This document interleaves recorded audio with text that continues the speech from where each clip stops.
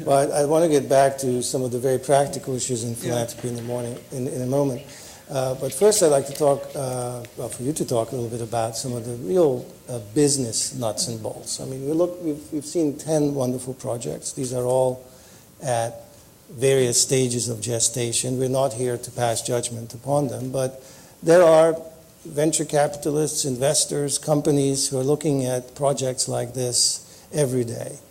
Richard, walk us through what's in the minds of an investor who's thinking about what's going to make this viable. What are the benchmarks? What are the deal killers and the deal winners that these upstart organizations need to demonstrate in order to be viable on the marketplace, to secure financing, and to have a business model in the true sense that will give them a long-term viability?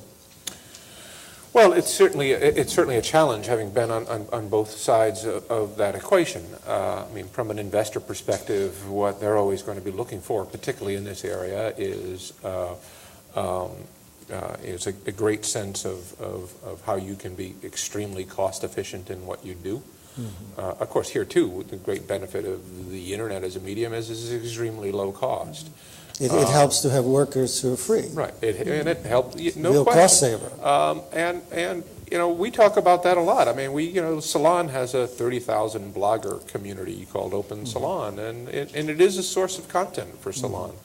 And those people are largely writing because they want to share.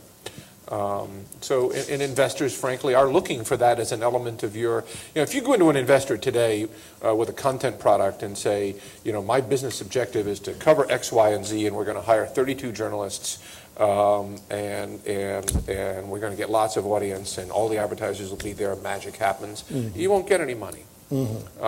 Because that's a fairly old model approach to things. You really have to have a very mixed approach to how you're going to generate content. And how you're going to compensate for that content. So the projects we see here, many of which are sort of a charismatic individual who, hook or crook somehow figured it out, wouldn't have much of a hope of really getting serious financing. I'd say that's correct.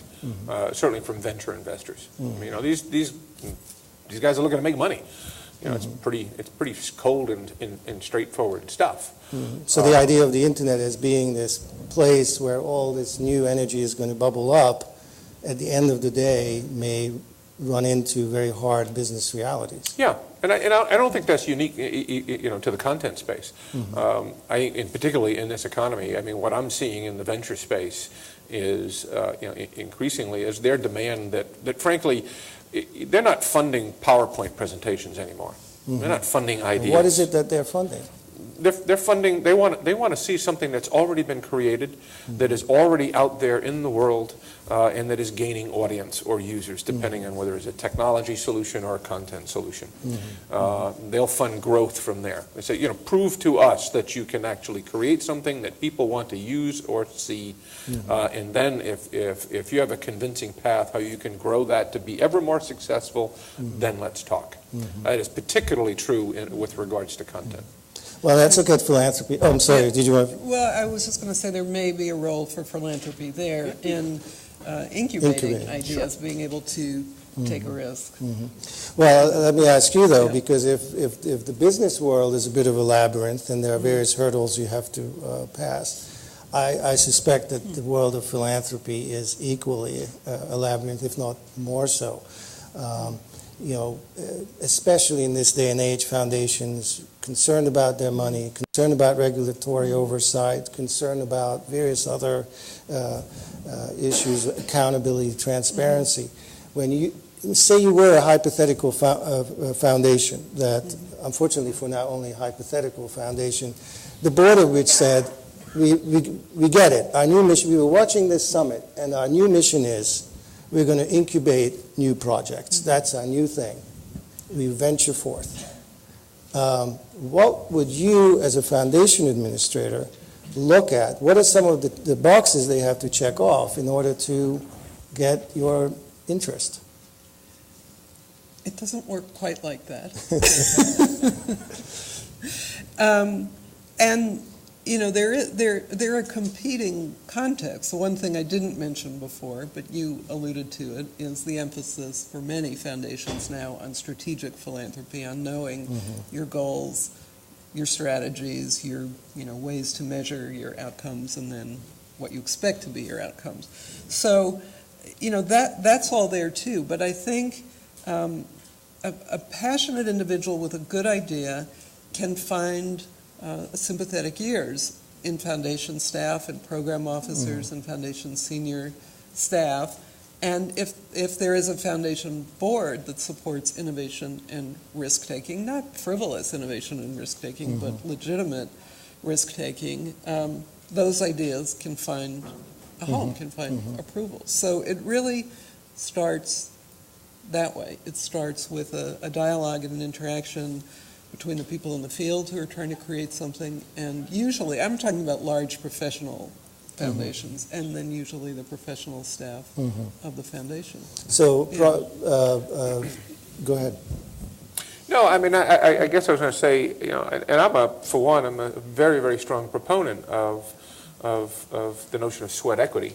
And I frankly, I find that the entrepreneurs who require upfront financing from the start of any significance, to me, is not a terribly good sign, because it's not clear that they're really going to be rigid enough in how they look at their cost model going forward. Not always the case, but. And I'll go back to Josh Marshall, Talking Points Memo, for those of you who aren't familiar.